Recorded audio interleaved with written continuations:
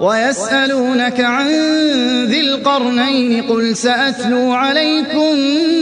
منه ذكرا إنا مكنا له في الأرض وآتيناه من كل شيء سببا فأتبع سببا حتى إذا بلغ مغرب الشمس وجدها تغرب في عين حمئة ووجد عندها قوما قلنا يا ذا القرنين إما أن تعذب وإما أن تتخذ فيهم حسنا قال أما من ظلم فسوف نعذبه ثم يرد إلى ربه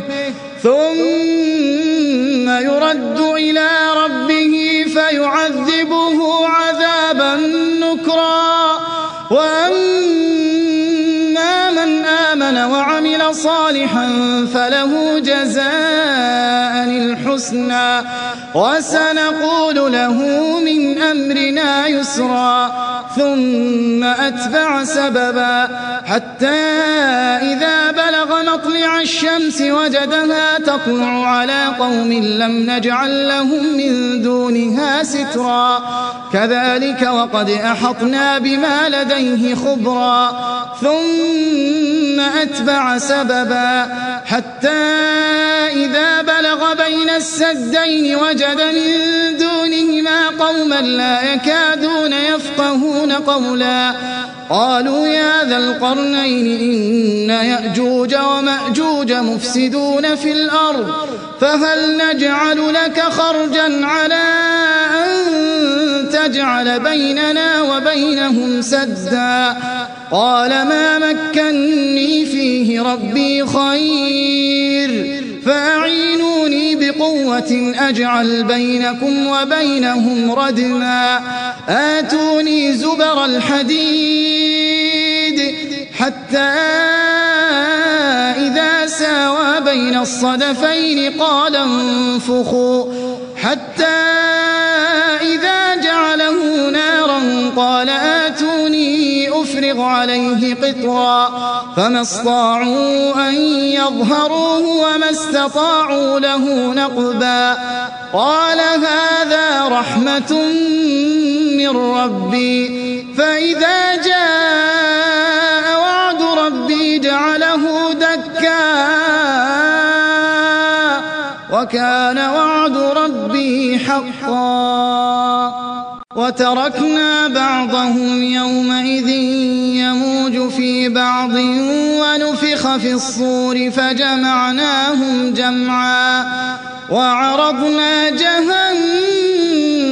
يومئذ للكافرين عرضا الذين كانت أعينهم في غطاء عن ذكري وكانوا لا يستطيعون سمعا أفحسب الذين كفروا أن يتخذوا عبادي من دوني أولياء إنا أعتدنا جهنم للكافرين نزلا قل هل ننبئكم بالأخسرين أعمالا الذين ضل سعيهم في الحياة الدنيا وهم يحسبون أنهم يحسنون صنعا أولئك الذين كفروا بآيات ربهم ولقائه فحبطت أعمالهم فلا نقيم لهم يوم القيامة وزنا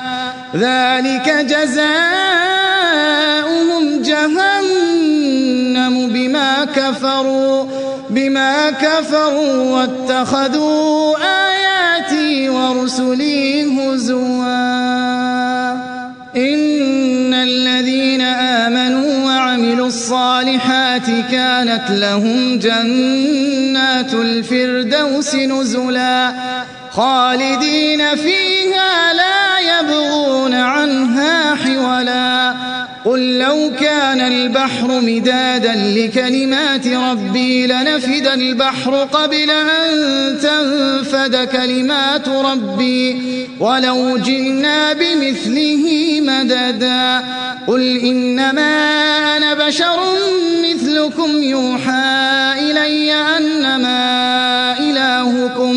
أنما إلهكم إله واحد فمن كان يرجو لقاء ربه فليعمل عملا صالحا ولا يشرك بعبادة ربه أحدا.